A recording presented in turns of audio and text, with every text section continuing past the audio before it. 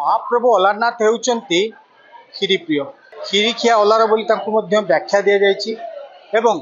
पीठ को आसुवा भक्तटीए दर्शन सारिबा परे से व्याकुल प्रकाश करिथाए तांको क्षीरी भोग पाई। तबे महाप्रभु एवं क्षीरी को नहीं एक अलौकिक कहानी रही जहाँकि पुराण वर्णित। तबे कौन रही क्षीरी आ महाप्रभु को नहीं पुराण वर्णित कथा आम आलोचना करवा। आम सहित रही सेवक वरिष्ठ सेवायत रही जनार्दन पूजा पंडा। आज्ञा जानापी चाहिए महाप्रभु अलारनाथ भर गोटे क्षीर संपर्क रही कि किंवदंती महाप्रभु देहर भी देखा मिले ता कौन और कहीं महाप्रभु को क्षीरी खिया अलार बोली कहुए। जगन्नाथंकर जेतेबेले मंदिर प्रतिष्ठा हैला सेतेबेले इंद्रद्युम्न महाराजा आसिथिले एइठारु ब्रह्मा को निमंत्रण करी नबा पाई। कारण सेतेबेले ब्रह्मा एई जगह नारायण को तपस्यारत रही ध्यान करुले। तेणु इंद्रद्युम्न महाराज जो ब्रह्मलोक पर्यंत विष्णुलोक पर्यंत खोजी खोजी आसिले केउठार आ भगवान एवं ब्रह्मांकर पाइले ना स्थान। तेणु से आसी देखती तो यही ब्रह्मगिरी क्रियदंश स्थान रे निजे स्वयं ब्रह्मा नारायण को ध्यान कर। तेणु से यहीठारु महाप्रभुंकर समस्त कथा कही जगन्नाथंकर कथा। तेणु तांको निमंत्रण कर यहीठारु पुरोधारी पर नहीं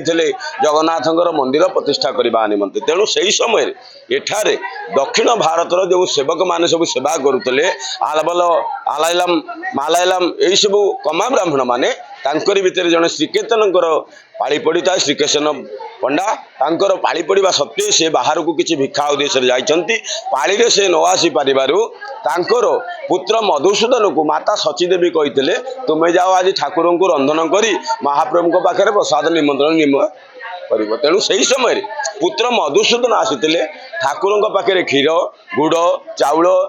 किसमिश ए सब मिसाई जो क्षीरी प्रसाद हुए ताकू रंधन करते सत्य नहीं ठाकुर पाखे पूजा अर्चन करते। आस ओलारे खाओ क्षीरी बापा जाइछंती बाहर गाँ को भिक्षा करी मते न आसई सेवा करी मते न आसई पूजा करी यही भाव में आप्लायित होई भगवान भक्त अधीन। तेणु आसी सिंहासन बोलई बालक रूप को धारण करते। महाप्रभु आसी सिंहासन रोले जितेबाला क्षीरी भोग खाई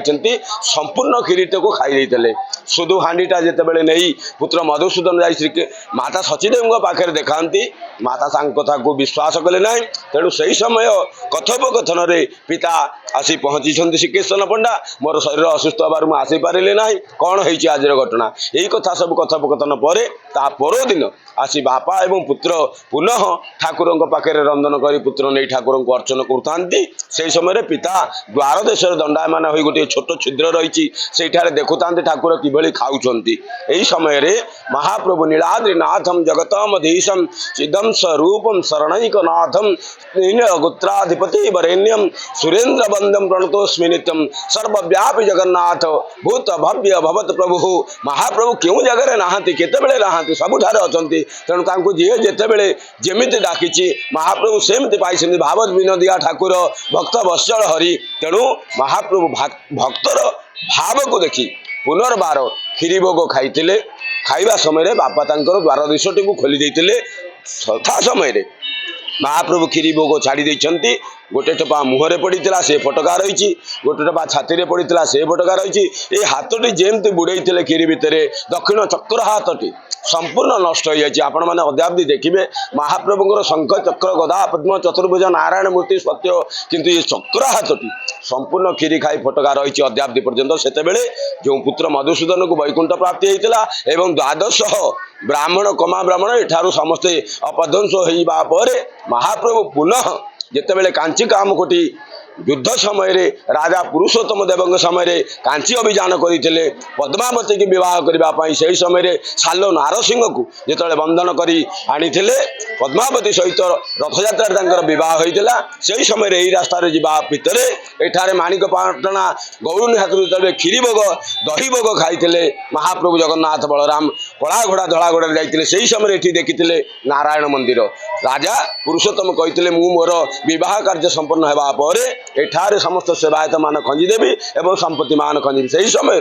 एठारे आसी राजा विवाह पर एठी आसी संपत्ति खंजीते एवं सेवक मान पूजा बंडा प्रतिहारी सुपकार ये सब सेवक खंजी देते अद्यावधि से 3 घर सेवक वर्तमान 300 घर महाप्रभु सेवार सबुदिन नियोजित किंतु ये 15 दिन अणसर यात्रा पर महाप्रभु जो स्नान यात्रा पर रथ यात्रा पर्यंत 15 दिन दीर्घ ये जगन्नाथ स्वतंत्र लीला चली थाए मानव लीला रे ये एक अंश ये एक क्षेत्र द्वितीय श्रीक्षेत्र एठारे महाप्रभु जगन्नाथ नारायण रूप से चतुर्भुज पूर्ण ब्रह्म रूप से दर्शन दे था भक्त मान तेणु समस्त भक्त मैंने भारतर कोण कोण नुह पृथ्वी समस्त भक्त मैंने यही जगह को छुट्टी आसी था अणसर समय स्नान यात्रा पर 15 दिन यही जगन्नाथ लीला हुए अलारनाथ रूप से दारू ब्रह्म को छाड़ी शिला ब्रह्म पूर्ण ब्रह्म रूप से यही जगन्नाथ लीला करते सत्य किंतु एठारे खीरी भोग सहित महाप्रसाद भोग रही अन्न डाली बेसर कटा समस्त 56 प्रकार भोग सहित ये स्थान चैतन्य महाप्रभु आसते 1510 जे कि जगन्नाथ को दर्शन करने से खोजी खोजी आसते कहाँ जब कथा पाब नंदरे नंदन महाप्रभु तुम्हें कौटी अच्छ मत दर्शन दियो चैतन्य आसी जगन्नाथ स्नान लीला देखा परदिन आ दर्शन पाई नथिले तेणु शून्यवाणी होता हे चैतन्य तुम्हें चली आस पूर्ण ब्रह्म रूप से मत दर्शन कर दारू ब्रह्म को परित्याग कर तुम्हें मत निरंतर रूप से दर्शन कर आसतु तेणु से ब्रह्मगिरी की डाकी देते नारायण भगवान जगन्नाथ तेणु चैतन्य आसते समुद्र धारे धारे अलारनाथर पथे श्री चैतन्य चली आसिल भाव विहलिते गोपीर भावावेग विहई विरई हइया अलारनाथ आलो श्री चैतन्य सभा के यही जगह आसी चैतन्य महाप्रभु दंडायमान हो 108 प्रणाम करते जिते भगवान को देखी सशंक चक्रम चक्रीट कुंडलम सपीत वस्त्रम सरसिर्विक्षणम संगार वक्षस्थल कौस्तुभाश्रियम नमामि विष्णु शिरसा चतुर्भुजम यही जगह चिन्ह रही अद्यावधि वैष्णव प्रेमी भक्त माने समस्त कलिकतारू एठारे आसी नदिया नवद्वीप पाल्टा पालपुरा पलासी मुर्शिदाबाद कृष्णनगर समस्त जिते कलिकतार भक्त अच्छा समस्त आसी ये जगन्नाथ दर्शन सहित नारायण रूप से श्री चैतन्य से समस्त सर्वांग चिन्ह दर्शन कर अत्यंत कृतार्थ होती एवं खीरी भोग टिके पाई समस्त भक्त कृतकृत हो जाती कल्याण होती कारण अन्न चतुर्विधम स्वाद रसई षडवी समन्वित यादे कौन जे रस रही रसई षडवी 6 प्रकार रस यादे मिसिक रही भगवान ग्रहण करते से अद्यावधि चली महाप्रभुंर लीला 12टा पर महाप्रभुंर धूप बाहर खीरी धूप समस्त भक्त पाइबे जिते जे कोण कोण आसतु भारतर ना कहीं समस्ते से प्रसाद आप्यायित होता अन्न महाप्रसाद सहित समस्त सेवायत मैंने खीरी भोग टे खाई समस्त भक्त मैंने कृतकृत होती एठार आज दर्शन 15 दिन आज 6 दिन में पहुँचला सकाल नीतिकांति हिसाब से सकाल पहड़ गला एवं बेश अवकाश मान स्नान सरिबा पर महाप्रभुंर वर्तमान साधारण दर्शन चली 12टा बेल को महाप्रभुंर सकाल धूप तापर संध्या धूप तापर महाप्रभुंर लीला बड़ सिंगार धूप होगापर महाप्रभु 12टा राति पहड़ जी ये हूँ जगन्नाथ लीला ये हूँ अलारनाथ लीला जय जगन्नाथ जय जगन्नाथ जय अलारनाथ जय अलारनाथ। निश्चित भाव में आपण मैंने शुणुते आमको संपूर्ण तथ्य दौले आज ठाकुर नीतिक्रांति कौन थी जो खीरी भोग रही खीरी भोग और अलारनाथ से अलौकिक कहानी को कहते चैतन्य कथा कहते जहाँकि अलारनाथ पीठर एक ऐतिह्यस्थली रही आज अणसर 6 दिन में भक्त मान दर्शन करुँच भक्त मान मन भावावेग रही महाप्रभु दर्शन धाड़ी दर्शन को अपेक्षा कर महाप्रभु प्रिय प्रसाद खीरी भोग टे पाइबा